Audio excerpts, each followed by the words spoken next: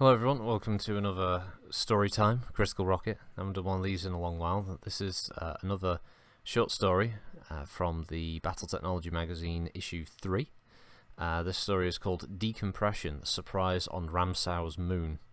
As a preamble to it, it's a personal narrative by Lieutenant Vincent McCabe, Fire Lance leader of Company B, 1st Battalion of the Star Warriors Mercenary Battlement Regiment, currently under contract to Haus Steiner, a recent participant in a raid on the airless moon of a Kurita-held planet in the Razelhag district. He is in excellent position to describe the tactics, hazards, and experiences of battlemech forces engaged in an airless environment. I hope you enjoy this, and we'll get straight into it. We were maintaining radio silence, even though Gordo didn't have an ionosphere which might have bounced our signals over the horizon. If the Drax had even an inkling that we were where we were, it would be all up. And Void alone knew how many Kurita spacecraft and relay stations and dropships might be on our line of sight, snooping for just such a party as ours. It wasn't the radio which worried me though. It was our colour. Sure, it's always tough to paint a 10 or 12 metre tall battlemech in any kind of camouflage scheme that will cut down on the thing's silhouette, no matter where you are. But we're talking high visibility here. All 6 mechs in our strike group have been painted bright silver, and as we started our long, loping trot across one of Gordo's black, empty Maria, I felt about as inconspicuous as a battlemech at a social cocktail party. Or a big, fat beetle crawling across a dinner plate. Our half-company strike force had been drawn from 2 top companies of the Star Warriors. When the Steiner Command needed an elite strike force to hit the Kurita C3 hidden on Gordo, they went and hired the best. The Warriors are mercenaries, the best. We've been in 27 major actions, and Void only knows how many skirmishes, holding actions, and the like. Mostly we've been working for Hans Davian, but Colonel Christie had taken a short-term contract from Katrina Steiner, and so late 3027 found us in the Ramsau system, a long way from help. You heard of Ramsau? The planet's Ramsau 3. A pleasant enough place if you like large, cold deserts, ice across half the planet, and a day 6 times longer than it ought to be. There's a growing season there, but the crops aren't anything humans would care to eat. And Earth-type crops? They don't do well when the nights are 70 hours long. That means every bite to eat has to be shipped in, or else grown in huge underground hydroponics facilities with artificial lighting. So why did the Steiners want to hit such an uninviting place? Well, they didn't tell us all the details, of course, but it was easy enough to tell that the Steiners were figuring on making a move against Kurita, and the move would be sometime soon. The Lyran news media was full of patriotic fervour, bits on how they could take back what the Draco Combine had taken from them, how we must all pull together and all that shit. Tensions had been come up all along the border ever since a former Steiner planet called Vertandi tried to kick its Draco masters out, and the usual raids and counter-raids and saber rattling had been on the increase ever since. So, with the big push coming, the word was out, and mercenaries were needed, especially elite groups. The Steiner brass decided that what was needed was a deep penetration raid, something really shake the Drax and make them start looking nervously over their shoulders all up and down the Kurita-Steiner frontier. Nervous troops can be rattled easily, and maybe the Kurita command would start trying to spread their people around in the hopes of covering everything. Spread them thin, and Steiner might have a chance of making real headway when it came. As for the reason why they chose Ramsau in particular, well, look at it this way. Destroy the food production facilities on that one planet, and the Kurita command would have to make an unpalatable choice. Tie up dozens of jump and drop ships ferrying food and equipment to repair the hydroponics farms, or let the people starve and face the unrest that would cause on every Kurita world from Diran to Razelhag. Whatever the propagandists say about the Drac bosses on Luthien, they weren't about to write off the population of a whole world. A population of 10 million was far too large to pack up and move on short notice, but if the Dracs scrambled, they might be able to organise a relief expedition, a fleet to ferry in enough emergency food to keep the people going while they repaired the hydro farms. And man, would that ever put a crimp in the local combine shipping. Every jump-capable transport in a 50 light-year radius would have been pressed into service to carry enough food to keep several million people fed for maybe 2 or 3 months. A neat plan. The hydroponics farms were clustered together in a single area outside Ramsau's lone population centre at Sauton. Our forces come down hard, take the spaceport, hold the enemy defences at bay, and send a team in to wade through the growing vats. Simple. Except for one thing. Steiner's intelligence sources reported that Ramsau's defences were not coordinated from the surface of Ramsau, as you'd expect it to be. Every decent defence force needs a C3. That's a mill slang for command control communications and means to the uninitiated military HQ. Usually, a unit C3 will be hidden somewhere safe, a cave or out in the woods, buried somewhere in a command bunker or whatever Davian likes to hide his underwater sometimes. Anyway, if there's a convenient ocean nearby, he'll do it. At Ramsau, things were different. Ramsau 3 had one moon, a very large moon that was quite close to the planet. It's called Gordo, and it's airless, a cratered ball of rock and dust near 4 kilometers in diameter, less than 140,000 kilometers from Ramsau. At that distance, Gordo circles the planet in something like 6 days, a hair over 140 hours. The problem is that a large satellite that close to its primary creates a tidal drag, which has been acting like a brake on Ramsau's daily rotation for the past few billion years. Today, it has a day which is 6 standard days long. In other words, Ramsau's moon is always suspended over the same spot on the planet. The two are locked in a cosmic embrace, each facing its companion with the same faces eternally, turned toward the other. Saturn is located close to the planet's equator, and from there, Gordo is always suspended in the sky directly overhead, never rising, never setting. And the Kurita C3 base was located on the Ramsau-facing side of Gordo, with the vast, mottled, white-on-blue globe of the planet always half-filling the sky directly overhead. The setup was ideal. From Gordo, the Kurita Defense Command could keep an eagle eye over everything going on the surface of Ramsau, anywhere on the same hemisphere as Saturn. Nothing could approach Saturn without the Dracs knowing about it. Cloud cover's a rarity in Ramsau's thin air, and Gordo was close enough that the moon's radar and its arrays could probably have picked up something as small as a battle mech, even at that distance. In any battle on Ramsau's surface, the Kurita defenders would have an overwhelming advantage with their C3 people hanging there, directly over your head, watching and commenting on everything that was going on. Which brings us to the mission assigned the Star Warrior Special Strike Force, codenamed Ranger, consisting of 6 battle mechs under the command of old Crasher Chris Christie himself. The idea was that Ramsau would be hit by a full-fledged planetary invasion, a full regiment coming in hot in an Overlord and 6 Union-class dropships, with 3 wings of aerospace fighters for support and a half-dozen Leopards to carry the armour and infantry. A force like that, smashing into Ramsau's inner system, would be enough to make the Kuritas sit up and take notice. We expected a heavy aerospace defence with a hard battle to win before our mechs and troops could set down on Ramsau's surface.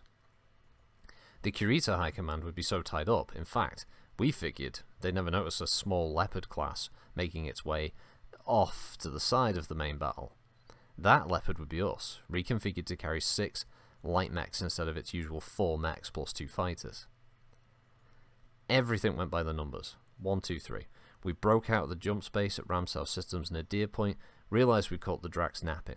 There was no guard mounted at the jump points, no fighter patrols, no sign that we'd even been sighted until we picked up their fighters rising to meet us as we backed down on the final leg of deceleration into orbit. The battle was on, with fighters tangling our Lucifers and Chippewas going after their Slayers and Shilones, with every electronic eye in the system fastened to that battle. Our Leopard's pilot cut power and the drive and let our ship drift blind into the shadow with Ramsau's moon. The circumference of a moon as big as Gordo is over 12,500 kilometers. Captain Forrest brought our Leopard down halfway around from the Kurita base, then hedge-hopped all the way around to the other side. Hedge-hopped? Wrong word on a world of nowhere, and a landscape which is all dust and rock, craters and low, grey mountains, sandblasted smooth by a few billion years of micrometeorite impacts, but better say crater-hopped. I don't think that the Leopard hold its belly much more than 10 meters above the surface in that whole 6 and some thousand click passage. I suppose Draco radar and Ramsau's surface cover spotted us if they'd been looking, but we figured they'll be looking elsewhere, watching for when the dropships started their descent. Radar stations on Gordo could have seen us, but we stayed well below the horizon, and the approach blocked the mass of Gordo itself. The horizon on a small body like Gordo is close, like real close. From 10 meters up, the horizon is only a bit under 7 kilometers away. Captain Forrest crater-hopped us to within 15 clicks of where Steiner Intelligence had said the Draco base was, then grounded us on the floor of a large, shallow, low-walled crater. The ramps came down, the restrainer clamps snapped free, and our 6 mechs bounded out into the surface. Bounded's the word for it. Gordo pulls about a fifth of a G in surface gravity. It's dangerous to push your speed too far in a world like that, because you have to remember that your battle mech still masses just what it would in one standard G. Even if it doesn't weigh as much, the distinction between mass and weight is confusing for people who haven't had to deal with it. Suffice to say, a battle mech running out full in 0.2 G is very hard to stop. It's eerie as well, piloting a battle mech across a landscape like that. Motion is smooth, cushioned by the dust and the low G. Hell, we were all feeling lightheaded to begin with, and the low grav adds to that feeling considerably when you can't feel the straps holding you to your chair, or the weight of the neuro helmet resting on your shoulders. Out through the canopy and displayed across your console screens, the horizon is grey and silver against black, and close enough to touch. With no air between you and those mountains on the horizon, they take on the look of cardboard cutouts, sharp-edged and harsh, and so flat you think someone's going to pull the props out from behind them and they all fall over. Only way they wouldn't go with a whomp, of course. There's no air, no sound. You hear the creak of joints and fittings inside your mech's head as it moves, and the usual rasp of your air supply, the low hum of heat pumps and circulators. But there's not enough sound in the universe, and you can get the feeling that you're very much alone. Maybe it was the loneliness that got to me in the end. Feeling lonely when you're trying to sneak up on an unfriendly playmate is not a comforting thing. I wanted to haul my mech over to the pools of black shadow which lay over in the light lee of every boulder, its cliff and the mountains as we passed, and haul over and hide because I felt so damn conspicuous. You see, everyone knows that probably the biggest problem a battle mech faces in combat is heat. And in vacuum, that's worse. Don't believe the mech dreck you hear about the icy cold of space. That govs strictly for the space opera holovids. You know, the ones with the gorgeous girls wearing fishbowl helmets and not much else for spacesuits? Yeah, you don't believe me? Well, how the hell do you think a vacuum bottle keeps things hot? There's no better insulation in the universe than a bit of hard vacuum, and that means that a spaceship or a battle mech on an airless moon has to pay a hell of a lot of attention to get rid of that excess heat, both what it makes itself and what it soaks up from sunshine undiluted by a few miles of thick, comfortable atmosphere. So, our 6 mechs had been worked over by our techs before the mission, with armour pulled off in spots to accommodate bigger, heavier heat sinks and special radiator vents. If anyone had cared to look our way with an IR detector, he would have sworn he was being attacked by 6 giant 2-legged magnesium flares. The other thing we could do was paint our mechs silver. Every surface that would take it had been anodized with an aluminium silver oxide that made us look like great walking mirrors. The sunlight glared off of our mechs like laser fire. At one point, as we loped along the surface, my curiosity was nudged by an unusual pale, wavering flicker of light that I could see from time to time along the rocks and in the shadows we passed. I was about ready to believe I was seeing some sort of strange electromagnetic display and some phenomena of the local rock chemistry when I guessed the truth. The sunlight reflections from our mechs were splashing across the rocks as we moved like spotlight beams. Anyone who's dreamed he's walking in stark naked on a high society dinner party knows how I felt. The mare that we were crossing was broad and dark and utterly flat, nothing more than a scattering of big rocks and small craters in a void, awful expanse of emptiness in every direction you looked. A rock wall was visible ahead, crawling up above the horizon with every 100 meters we travelled, and the colonel pulled us up with an appraised metal arm when we were maybe 2 clicks on the wall and signalled us to disperse in complete silence. The approach formation had been worked out before we grounded, of course. Half a dozen sweat sessions poring over old Comstar maps and intel reports. Colonel Christie's Wolverine was in the centre, with my Shadowhawk 90 meters to his right. Fyodor Blansky's Griffin was on my right, while Caffey Drake's Centurion was on the Colonel's left. Our 2 light mechs, O'Hanrahan's Stinger and Lawrence's Commando, deployed out ahead and to either side, so we were moving toward our objective in a crescent formation half a kilometre across, with the open side-to-side outwards to the enemy. The manoeuvre was completed with absolute radio silence. The target was still below the horizon just on the far side of that rock wall, but a Kurita fighter passed overhead, and it might hear us and pass the word to the Draco C3. If what we were attempting was to have any chance of success, we had to keep the advantage of surprise. The Colonel signalled. We started forward again. My mouth was as dry as the dust under my Shadowhawk's feet. Ramsar was overhead, a blue-white crescent with Sauton's lights visible as a golden splotch in the middle of blackness. The rock wall was closer now, and I had the uncanny feeling that we were a few million pairs of eyes along that rim just watching us across that empty plain. I wanted a drink of water but didn't quite dare. Standard procedure for vacuum operations is to wear your pressure suit tight and sealed. It's uncomfortable. it's really uncomfortable. The usual garb inside a battle mech cockpit besides your neural helmet and sensors is shorts or trunks, a coolant vest, and skin. Most mechs have an air conditioning unit fitted that can be hooked up to your pressure suit through a valve coupling over your liver. Even hooked up like that, sweat pools in your boots until you slosh when you move them, and the suit clings everywhere, sweaty and itchy like a slimy second skin. You have to leave your helmet off inside the mech, of course, since vacuum helmets aren't equipped with neuro helmet circuitry rigs. But wearing the pressure suit, at least you have a chance. If you start losing air to hard vacuum, you can disconnect from the neuro helmet, haul your pressure helmet out from its rack, and seal it over your head, and you're able to breathe while you wonder if there's someone going to start using your now dead mech as a stationary target. All of this meant I couldn't get a drink, basically. Those pressure suits are too close and tight to be equipped with a catheter, and I don't think I'd care to use the thing if my suit had one.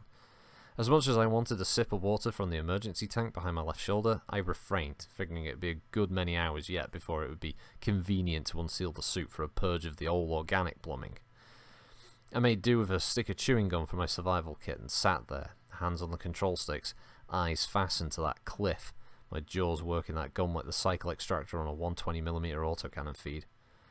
The Combine people were out there, somewhere. I could feel it. And the dead silence around me was entirely too dead for my peace of mind. The cliff, our immediate objective, was less than 20 meters tall in most places, and it was broken and rugged, in places little more than a vast spill of boulders and gravel, but it wasn't steep. Once we'd scrambled to the top, we should be able to see the objective, a cluster of domes and dish antennae maybe a kilometer beyond the crest of the ridge. Our formation moved on, the ground rising now beneath our metal feet.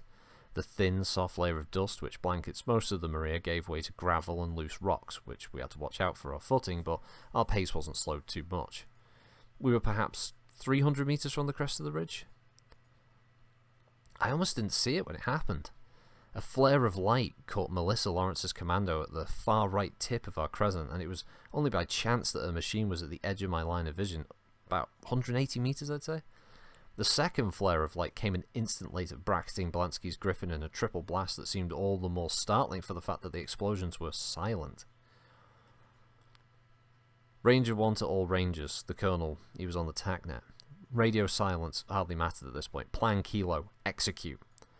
So we had a list of possible tactical evolutions, each identified by a code word so that Combine eavesdroppers wouldn't know what we were going to do before we did it.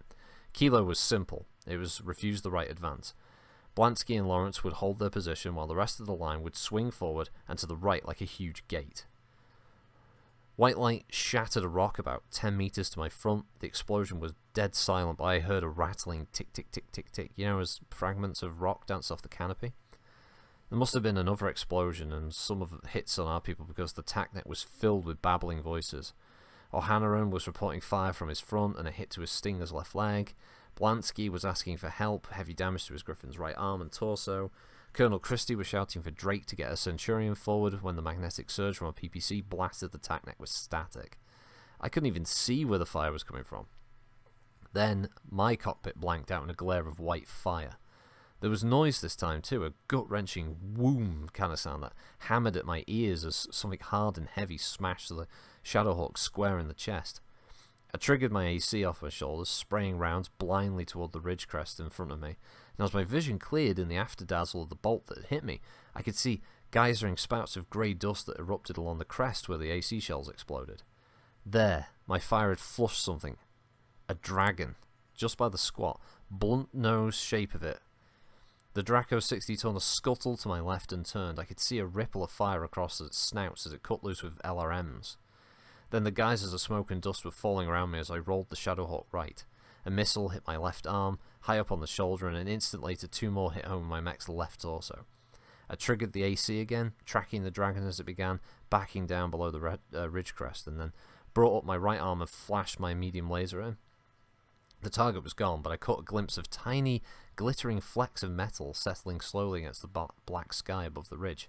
I knew I'd hit him. I urged my Shadowhawk forward. My evasion to the right had put some distance between me and Colonel Christie. I could see the Colonel's Wolverine, maybe 120 meters to my left and ahead, making its way through a tumble-down of house-sized boulders. Then I spotted the bunker. Shit. What infernal luck had led the Drax to plant a perimeter bunker there? There, of all places. I mean, were they so sure an attack would come from this direction, across the flat and empty mare? Or had they so ringed and fortified the C3 that we would have stumbled into one of these no matter which way we'd come? I don't know. I guess we'll never know, but I'd give my Hawk's left arm and a year's supply of ammo to have a quiet word with the Steiner intel bastards who located the security C3 post with such precision and completely missed the fact that it was so well guarded. The bunker was hard to see, poured ferrocrete painted to look like the surrounding rocks. I saw the movement of a snub-nosed weapon, but didn't recognise it for what it was up until the blue and light and fire blossomed off the Colonel's Wolverine. Colonel Christie was firing back, autocannon and missile fire smashing at the bunker only 90 metres from his position, dust rising above the moon's surface in a blanketing cloud. Laser and PPC bolts were visible now as they carved through the dust, lightning made visible. Arrows and great stabbing spears of brilliant light lancing across the stark landscape. The radio lit up. Rangers, all Rangers. This is Ranger 1. I'm hit. Bunker at 000. Range 100. My position. Heavy laser and PPC. There was another burst of light and the hiss snap of static. I swung to my left, angling towards the Colonel and the bunker, and at 120 metres range I thought I could lay enough fire on the gun emplacement to give the Colonel a chance to back off. Ranger 1, Ranger 3, I yelled into the Tanet, covering coming down. The targeting brackets of my cockpit hood closed in on the heat source that my computer said was the narrow fire slit of the bunker. Autocannon fire smashed, flashed across rock and ferrocrete. The sound of the gun transmitted itself through the hull of my mech as a dull, like thump thump, kind of metallic and heavy. Sunlight sparked off chips of rock spinning into space as rapid fire violence rained into the emplacement. I added burst upon burst measured from my right arm's laser and loosed a pair of Holly SRMs from the head rack for good measure, and for a moment the emplacement was obscured by dust and debris. The explosion of a PPC burst against my front armour, and that picked me up and flung me back with the force of a head-on collision. Heavy laser fire played off my mech's torso as a dozen red lights winked on across my cockpit. I was slammed back against my seat by the force of the blast and then jerked violently forwards as a second double blast smashed my mech back another step, then slammed to the left as the machine lost its footing and I tumbled over backwards. My restraining straps kept me in the seat, but the belts cut into the shoulders and the material of my suit, and the thunder of my fall left my ears ringing. A big, flashing red light at the bottom of my hood shrieked for attention. My Shadowhawk was overheating. My computer was threatening a shutdown. My Hawk had picked up plenty of heat already in the trot across the barren mare. My extravagant display of firepower against the dragon and then against the bunker had driven my heat load all the way to critical. 4 solid hits from those heavy Drak weapons had been enough to force me into a shutdown. I slapped my hand down on the override. I couldn't let my mech quit on me now. My neural helmet transmitted the sense of my mech's position. I was flat on my back. Somehow I'd rolled the machine to the right and brought it to its knees. I could see the gun emplacement straight ahead, both ugly barrels drawing down on me. The fire-blackened throats of those weapons looked like cavernous mouths, gaping death at me. Polarization of my canopy and my neural helmet visor saved my eyes when that heavy laser fired again, but the bolt washed across my canopy with a burst that blackened out my vision for a moment. I fired back, blindly, cutting loose everything I had. Words painted themselves across the HUD, warning again of a shutdown, and again I slapped that override and felt sick horror as I saw the override was refused. My Hawk was cycling down its power plant. It was shutting down. Then there was another shock as my Shadowhawk collided with something big and heavy, and the cockpit swung wildly to the right. I'm still not sure how much time passed after that. I know I swam up out of a warm, groggy, muzzy feeling. I know I first became aware as I tasted salt and felt the wet drip of blood from my nose and cheek underneath my neural helmet. For a moment, I couldn't hear a thing, so loud was the ringing in my ears, and then other sounds started to penetrate my dull awareness. A rasping, whistling hiss, and the keening whoop, whoop, whoop of my cockpit's depressurization alarm. Panic dragged at me. I clutched at my guts. My cockpit had been breached. My air was spilling out into space. Instinctively, I grabbed for my pressure helmet with one hand while the other began fumbling with the release catch for the neural helmet. Movement made me pause. The dragon was scarcely 30 meters away, moving from right to left across my line of sight. I could see the bunker in the distance beyond the gaping crater now where the firing slit had been once before. Had I hit the bunker as I'd fired its last volley at me, or Had one of my comrades maybe finished it off? There's no way of knowing, but it was clear that the emplacement's destruction had saved my life. My mech had tumbled back into a sitting position, its back against a large boulder. If the emplacement had kept firing, it would have hammered me into pieces in much less time than it would have taken the air leak to kill me. Another Kurita mech appeared, a panther, both mechs picking their way down the slope past the blasted emplacement, and both were ignoring me. Why not? My Hawk must have been down and motionless for quite some time, and the ruin of the emplacement's weapons had dealt to my front torso must have made it look like a fatal hit. Hell, it might still be a fatal hit. My instrumentation was showing severe damage in a dozen places, my left arm actuator completely dead, the power plant was shut down by the computer in firm denial of my order, and the alarm kept shrieking death and doom mingled with the thinning hiss of escaping air. It was already difficult to breathe. I redoubled my attempt to free the neural helmet, and there was nothing for it now but to pull on my pressure helmet before it was too late. The mech's onboard survival pack would keep me alive for another few hours. I'd surrender to the Kurita salvage crews when they came for my mech. Maybe I'd live, ransom back to the warriors, or maybe I'd die of suffocation before anyone came to get me. I paused, listening to the whistle of the air. And I thought, this wasn't right. Nah, not like this. Not now. Those two enemy mechs were so close I could almost touch them. To give up without struggling, without a fight? If I pulled off the neural helmet and replaced it with the pressure gear, that would be it, so far as the Shadowhawk was concerned. There was no way to power the mech, no way to move or fight. I could blow the head escape hatch and crawl out, or I could sit in the dark, airless cockpit, but either way my Shadowhawk would be a useless 55-ton pile of dead metal. But if I left the helmet on, I'd be dead in another few minutes from the loss of air. I couldn't see where the cockpit leak was, but it was funneling my air out into space at a pretty fast rate, and the air tasted mighty thin. Couldn't tell if it was thin air or panic that was making me gasp, making my chest heave and fight against the restraining straps, but either way, I didn't have long to live unless I acted fast. Then it hit me. There was a waste receptacle on the left side of my seat, a little pouch for cramming incidental bits of trash and other garbage. I fished through the pouch and brought out the scraps of paper from my chewing gum that I'd opened earlier. And with trembling hands, fumbling fingers, I tore the scraps of paper and tinfoil into tiny pieces and flicked them from the palm of my hand into the air. They spun, they whirled in front of my helmet visor, and then, slowly, began moving on eddying currents of air, fluttering and spiralling toward my right. And then I saw it like an arrow. They lined up on the hole in my cabin's pressure wall.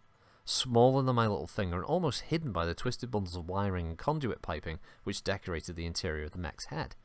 I could have searched an hour and not found that, but the rush of air through that hole was blasting those scraps of paper into the wall and out into space. It was frightening how close I'd come to death from that hole. A fragment, possibly a piece of my own armour exploding out from one of the emplacement hits on me, had blasted through the head armour like a high-velocity shell. The fragment could have easily penetrated my own head as well. As it was an easy solution. I opened the neural helmet visor, reached into my mouth, and extracted the bloody, soggy wad of chewing gum, which was still resting there between my teeth and cheek. I shoved wiring bundles aside and pressed the gum against the hole. I felt a moment's alarm as the soft blob began to disappear into the hole, but then it caught and held, and as I worked to smear it out across the puckered metal surface, it closed the breach. And it worked. The alarm cut itself off as the pressure loss would stop. The metal was icy cold, and the gum was becoming brittle even as I worked with it. Space may not be cold, but things left in the shadow on the surface of an airless moon, that becomes quite cold. My Shadowhawk had fallen back into the black pool of shadow cast by the boulder I was leaning on. I realised as I worked that during the time I'd been out, the heat from the Shadowhawk must have bled out into the frigid, shadowed boulder in a process as efficient as any heat sink. I tested my notion a moment later when I refastened the neural helmet and closed my hands on the Shadowhawk controls. Power throbbed, and the Hawk came to life. My console display lit up with a disconcerting number of red lights, outnumbering the green ones, but my power and weapon systems were working. I could fight. So I cast a glance at my makeshift patch job, prayed that would hold. A hole like that meant the metal around it was weakened anyway, and another jolt, even the movement of the mech, could have opened it up or jarred it loose, and I'd begin bleeding atmosphere, but I looked up, searching for the Cretan mechs, and there they were, haloed in light from a laser blast. Colonel Christie's Wolverine was there, down and badly damaged but still fighting as the two mechs moved in, their backs toward me. Didn't bother bringing the Hawk to its feet. I opened fire with the autocannon and laser fire. and targeting the dragon 100 meters in front of me. Explosions flashing and dancing across the dragon's back. A solid, clean hit. I checked my display and noted that my head SRMs were dead, cursed, and fired my main weapons anyway, and the autocannon chewed into gaps and craters already opened up by my first volley. The laser hit wiring and plumbing that exposed those elements to raw space, and an explosion of vapor and fragments erupted outwards in a glittering, silent cascade. The dragon tried to turn, but its feet twisted and it went down to its knees, just as a third autocannon burst chopped into its back. The Panther, however, it turned and was firing wildly at me with its right arm PPC, but the bolt went wide and arced lightning across a boulder to my right. The dragon down, I shifted targets. Autocannon fire and laser firing together, and I warped fire across the Panther's torso and arm, fragments raining in slow motion across Gordo's dusty surface. The Panther staggered as though clubbed from behind, autocannon fire catching it from a different direction, spinning it around in a silent dance of destruction. The Colonel had caught the Panther in his sights, and our crossfire had the helpless mech balanced between two ragged streams of fire, a puppet suspended on twin strings of death. The dragon, however, was back on its feet, and I switched from the Panther to the dragon and hit it with another laser bolt. A cloud of sparkling silvery motes was growing about the mech's head. For a moment, I thought its pilot was deploying an anti-laser aerosol, a silvery fog to scatter laser beams, but then I realized that I was seeing ice crystals freezing into the air, which was rushing out of the dragon's cockpit into space. The dragon froze mid-turn, the big autocannon, which was on its right arm, pointed in my direction, but the expected and dreaded burst of fire would never come. Instead, I could make out motion of some sort on the mech's canopy. I boosted my console screen magnification, zoomed in on the target, and I could see the Kurita mech's canopy clearly now. The transparency was dark, too dark for me to see inside, but I could make out the long, wildly thrashing shapes of two arms, hands twisted into fists pounding against the canopy from the inside. Once, for an instant, I glimpsed a face against the transparency, mouth gaping in unheard screams, eyes starting from their sockets. The cloud of ice crystals around the shattered head grew, and the thrashing grew slower, and then stopped entirely. I had my Shadowhawk standing by then. I had no idea of trying to help, but there was no time to do anything. Didn't the dragon's pilot have a helmet? Had it been damaged, or had he simply panicked and tried to claw his way through solid armoured transplas when his air started blasting into space? I felt a thin, cold flutter across my heart. That could have been me. My radio was out, but Colonel Christie gestured his intent clearly enough as I helped his battered Wolverine to its feet. We were retreating. I remember being furious back then, feeling tempted to ignore the order and pushing on, but training and discipline and common sense took over in time. I realised later that retreat was by then the only option. The Cretan forces had been waiting for us. The gun emplacement would have spotted us while we were still 5 clicks out across the mare, giving the Combine forces time to move into position. We'd lost Feodor, his griffin savaged by crossfire from the dragon and the emplacement, and Hanaran was wounded, his stinger shot up badly by a scrap that he'd had with a pair of Cretan light mechs.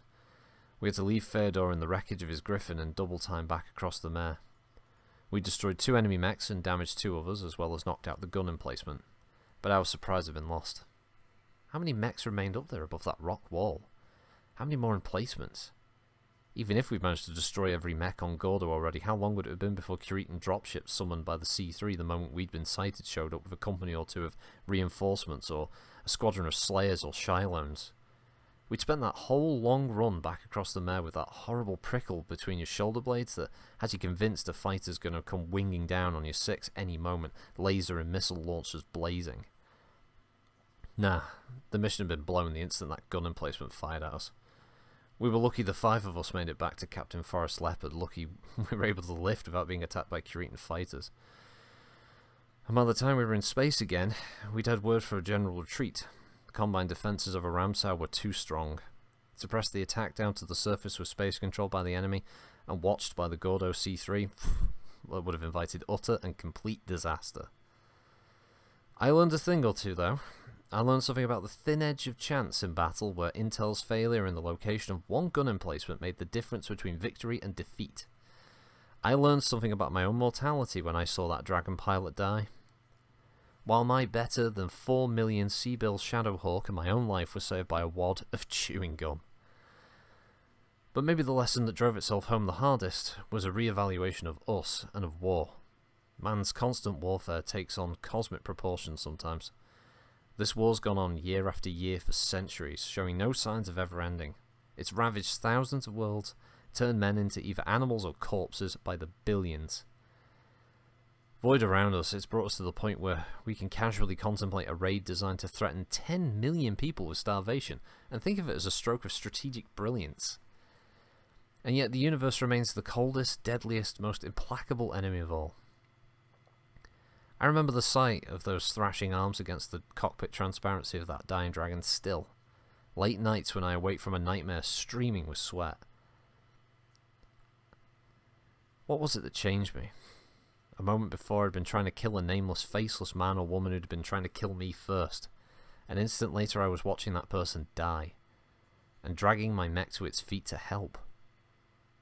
Maybe then I realised that my enemy wasn't that helpless pilot, but the universe that was strangling him with the implacable ruthlessness of physics. Facing men like myself in battle mechs is one thing. Facing the cold and dark and unrelenting universe is something quite different. Never have I felt so vulnerable as when I sat there encased within the mightiest war machine ever devised by man, listening to my approaching death. Or when I realised that a piece of chewing gum was all that stood between life and a horrible, gasping extinction. The universe, it seems, is not impressed by our prowess in war, or by our ability to build incredible weapons of destruction. Chewing gum? Perhaps in the long run, man's one advantage of the universe is not his invention, but his inventiveness.